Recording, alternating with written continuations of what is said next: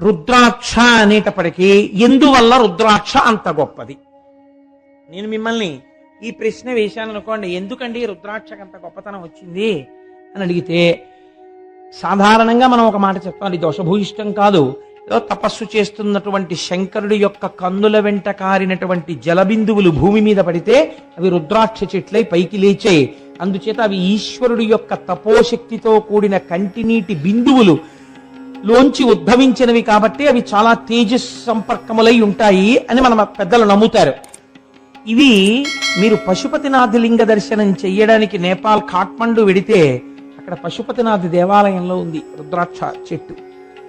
ఆ రుద్రాక్షలు అక్కడ చాలా విస్తారంగా దొరుకుతాయి. అవి ఏకముఖి నుంచి దశముఖి వరకు ఉంటాయి. అందులో 6 ముఖములు ఉన్నటువంటి రుద్రాక్ష కేవలముగా సుబ్రహ్మణ్య స్వరూపమే అని నమ్ముతారు పెద్దలు.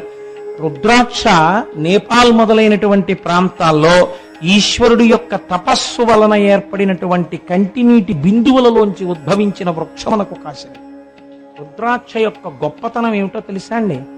మీకు సృష్టిలో మధ్యలో తొర్ర ఉన్నటువంటి గింజ రుద్రాక్ష ఒక్కటే.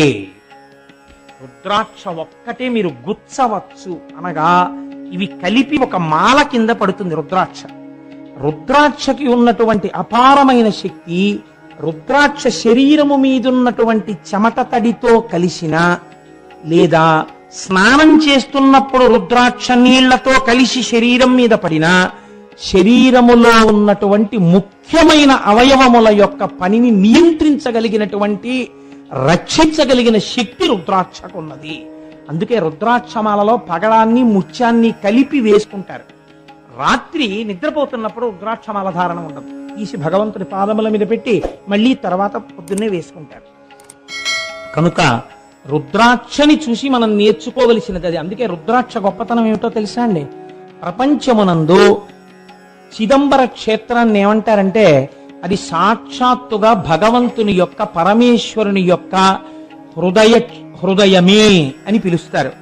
భగవంతుని యొక్క హృదయము చిదంబరమైతే ఈశ్వరుడు ఇక్కడ వచ్చి కూర్చోడానికి వీలైన రీతిలో మీ శరీరమునందు సాత్వికమైన భావనలు కలిగేటట్టుగా, లోపల కన్న ఉండి ఇట్నించటు దారం వెళ్ళిపోయేటట్టుగా ఉన్నటువంటి ఏకైక గింజాంత పవిత్రమైనది రుద్రాక్ష.